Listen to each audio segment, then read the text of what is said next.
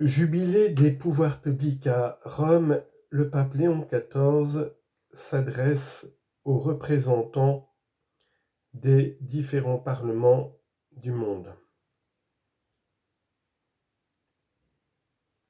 Madame la présidente du Conseil et Monsieur le président de la Chambre des députés de la République italienne, Madame la présidente et Monsieur le secrétaire général de l'Union interparlementaire, représentants des institutions académiques et responsables religieux.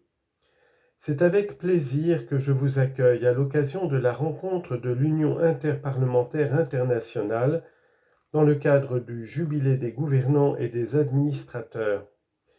Je salue les membres des délégations venant de 68 pays. Parmi eux, une pensée particulière va aux présidents de leurs institutions parlementaires respectives. L'action politique a été définie à juste titre par Pie XI comme la forme la plus haute de la charité, en 1927. En effet, si l'on considère le service qu'elle rend à la société et au bien commun, elle apparaît véritablement comme une œuvre de cet amour chrétien qui n'est jamais une simple théorie, mais toujours un signe concret et un témoignage de l'action de Dieu en faveur de l'homme, comme l'expliquait le pape François dans Fratelli Tutti. Je voudrais à ce sujet partager ce matin 3 considérations que je juge importantes dans le contexte culturel actuel. La première concerne la mission qui vous est confiée, promouvoir et protéger, au-delà de tout intérêt particulier, le bien de la communauté, le bien commun, en particulier en défendant les plus faibles et les marginalisés. Il s'agit par exemple de s'engager à surmonter l'inacceptable disproportion entre une richesse concentrée entre les mains de quelques-uns et une pauvreté excessive, comme l'expliquait le pape Léon XIII dans Rerum Novarum. Ceux qui vivent dans des conditions extrêmes crient pour faire entendre leur voix, mais trop souvent ils ne trouvent pas d'oreilles attentives. Ce déséquilibre engendre des situations d'injustice permanente qui débouchent facilement sur la violence et tôt ou tard sur le drame de la guerre. Une bonne politique, en favorisant une répartition équitable des ressources, peut offrir un service efficace à l'harmonie et à la paix, tant au niveau social qu'international. La deuxième réflexion porte sur la liberté religieuse et le dialogue interreligieux. Dans ce domaine également, de plus en plus d'actualité aujourd'hui, l'action politique peut beaucoup faire. En promouvant des conditions favorables à une liberté religieuse effective et à un dialogue respectueux et constructif entre les diverses communautés de foi. Croire en Dieu avec les valeurs positives que cela implique est une immense source de bien et de vérité, tant pour les individus que pour les communautés. Saint Augustin, à ce propos, évoquait le passage de l'amor sui, amour égoïste de soi, fermé et destructeur, à l'amor Dei, l'amour gratuit enraciné en Dieu et menant au don de soi, comme élément fondamental de la construction de la Civitas Dei, cette cité de Dieu, cette société dont la loi fondamentale est la charité. Pour avoir un repère unificateur dans l'action politique, il ne faut pas exclure a priori dans les processus décisionnels toute référence au transcendant. Au contraire, il convient d'y rechercher ce qui unit.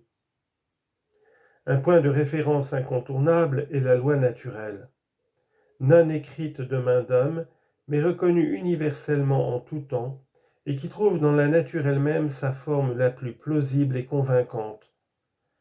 Déjà dans l'Antiquité, Cicéron en était un interprète éminent.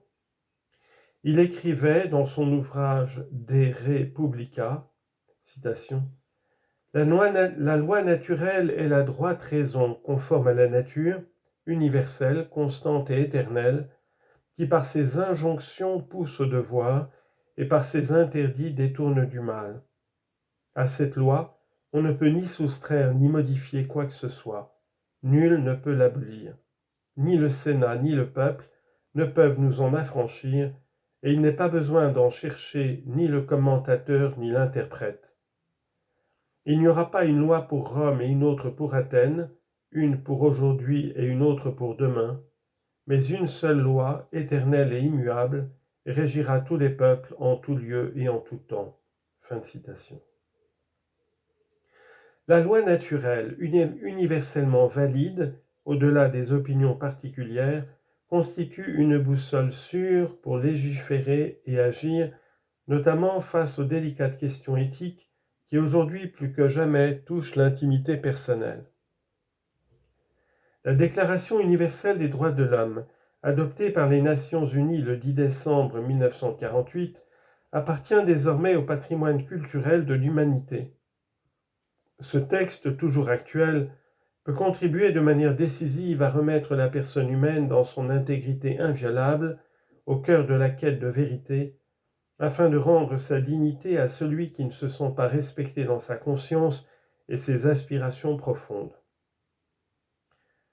La troisième considération touche à une des grandes préoccupations contemporaines, l'intelligence artificielle.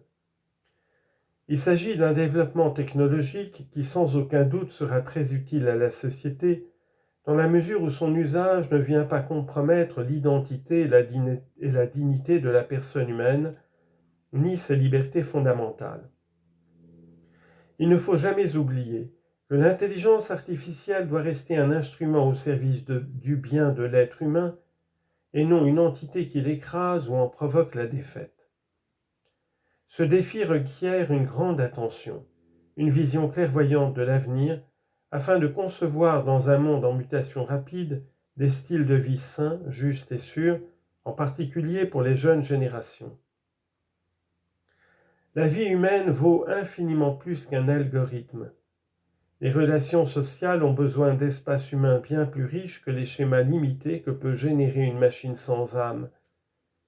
N'oublions pas qu'aussi rapide et puissante soit-elle, l'intelligence artificielle ne possède qu'une mémoire statique, sans comparaison possible avec celle de l'homme et de la femme, une mémoire créative, dynamique, féconde, capable d'unir passé et présent et avenir dans une recherche vivante de sens, avec toutes les implications éthiques et existentielles qui en découlent, comme le disait le pape François. La politique ne peut ignorer une telle provocation. Elle est au contraire appelée à y répondre, au nom des nombreux citoyens qui regardent ces nouvelles technologies avec confiance, mais aussi avec inquiétude. Saint Jean-Paul II, lors du jubilé de l'an 2000, a proposé aux politiques la figure de saint Thomas More comme modèle et intercesseur. Ce grand homme d'État fut fidèle à ses responsabilités civiles, précisément à cause de sa foi, interprétant la politique non comme une carrière, mais comme une mission pour faire croître la vérité et le bien. Il mit son action publique au service de la personne, surtout si elle était faible ou pauvre. Il géra les conflits sociaux avec un sens aigu de l'équité, il protégea la famille avec détermination, il promut l'éducation intégrale de la personne. Le courage avec lequel il alla jusqu'au sacrifice de sa vie pour ne pas trahir la vérité en fait encore aujourd'hui un martyr de la liberté et de la primauté de la conscience. Que son exemple inspire chacun d'entre vous dans vos projets et dans vos engagements. Mesdames et messieurs, je vous remercie pour votre visite. Je formule mes vœux les plus sincères pour votre mission. J'invoque sur vous et sur vos proches les bénédictions du ciel. Merci à tous. Que Dieu bénisse votre travail. Merci.